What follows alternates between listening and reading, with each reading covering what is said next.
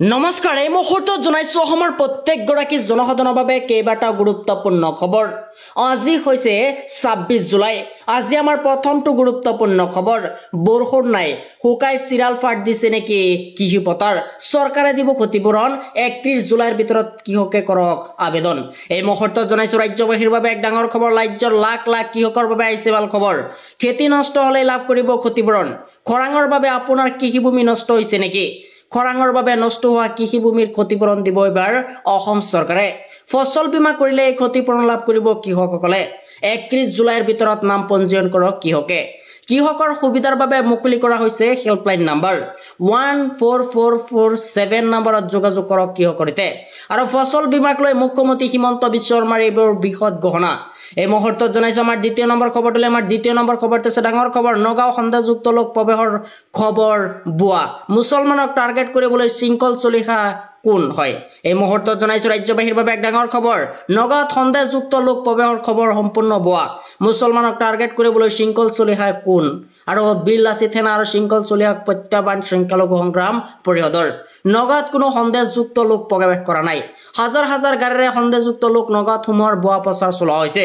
উজনি অসমত কৰ্মসূত্ৰে থকা মানুহক অকথ্যন অত্যাচাৰ চলোৱা হৈছে আৰু সেইবাবে নিজ বাসগৃহলৈ দাপলি মেলিছে একাংশ লোক।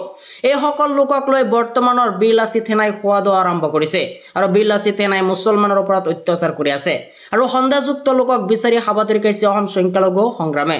সংখ্যালঘু সংগ্ৰাম পৰিষদৰ কেন্দ্ৰীয় নেতাক ডাঙৰ মন্তব্য। এই মুহূৰ্তত জনাইছো আমাৰ তৃতীয় নম্বৰ খবৰটোলৈ। আমাৰ তৃতীয় নম্বৰ খবৰটো হৈছে ডাঙৰ খবৰ। উচ্ছেদক লৈ কঠোৰ হৈছে মুখ্যমন্ত্ৰী। এগৰ দুগৰ আহতেই অসজাগ হও গাঁওবাসী। এই মুহূৰ্তত জনাইছো ৰাজ্যবাসীৰ বাবে এক ডাঙৰ খবৰ। বেদখলৰ উচ্ছেদক লৈ এবাৰ কঠোৰ মন্তব্য। এগৰ দুগৰ আহতে সজাগ হওক গাঁওবাসী। দল সংগঠন ৰাইজ সজাগ হলে সোমাব নোৱাৰিব অবৈধ লোক। অসমত ইমান ভূমি বেদখলকাৰী কবলত পৰিছে যে মই গোটেই জীৱন মুখ্যমন্ত্ৰী হৈ থাকিলে খালী কৰিব পাৰিম নে নাই সেয়া সন্দেহ আছে বুলি মন্তব্য। ঠায়ে ঠায়ে বংকৰ ৰূপত অবৈধ লোক দখল কৰিছে অসমৰ ভূমি। আৰু যাতে নতুন কোনো ঠাইত নতুনকৈ মানুহ সোমাব নোৱাৰে তাৰ কাৰণে সজাগ হ'ব লাগিব। আৰু মই আজি আছো কাইলৈ নাই, ৰাইজে এই দায়িত্ব পালন কৰিব লাগিব বুলি মন্তব্য। বেদখলকাৰীৰ বিৰুদ্ধে দল সংগঠনৰ ৰাইজক সজাগ কৰি ডাঙৰ মন্তব্য এবাৰ মুখ্যমন্ত্ৰী হিমন্ত বিশ্ব শৰ্মাৰ। এই মুহূৰ্তত জনাইছো আমাৰ চতুৰ্থ নম্বৰ খবৰটোলৈ। আমাৰ চতুৰ্থ নম্বৰ খবৰটো হৈছে ডাঙৰ খবৰ। উৎকট গৰমত বিদ্যুৎ নাই নেকি আপোনাৰ অঞ্চলত? মুকলি কৰা হৈছে এটা ফোন নম্বৰ। ঘৰতে দিব পাৰিব অভিযোগ। এই মুহূৰ্তত জনাইছো ৰাজ্যবাসীৰ বাবে এক ডাঙৰ খবৰ। উৎকট গৰমে ৰাজ্যৰ লাখ লাখ লোকৰ বাবে আহি গৈছে এক ডাঙৰ খবৰ। গৰমত আপোনাৰ অঞ্চলত বিদ্যুৎ নাই নেকি? এটা ফোন কলত আপুনি লাভ কৰিব বিদ্যুৎ। মুকলি কৰা হৈছে ফোন নম্বৰ হেল্পলাইন নাম্বাৰ।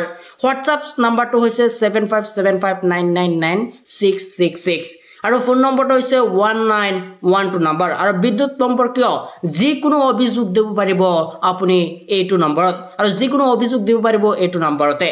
এই মুহূৰ্তত জনাইছো আমাৰ 6 নম্বৰ খবৰটোলৈ। আমাৰ 6 নম্বৰ খবৰটো আছে ডাঙৰ খবৰ। 27 জুলাই দেওবাৰ নাথাকিব বিদ্যুৎ। উৎকট গৰমত বিদ্যুৎ কৰ্তনক লৈ জাননী জাৰি। 27 জুলাই দেওবাৰ নাথাকিব বিদ্যুৎ। উৎকট গৰমত বিদ্যুৎ কৰ্তনক লৈ জাৰি কৰিছে এবাৰ জাননী। দেওবাৰে পুৱা 6 বজাৰ পৰা নাথাকিব বিদ্যুৎ সেৱা। পুৱা 6 বজাৰ পৰা 8 বজালৈকে নাথাকিব বিদ্যুৎ। বিজনী উপ সংমণ্ডলৰ অধীনত সমগ্ৰ এলেকাত নাথাকিব বিদ্যুৎ।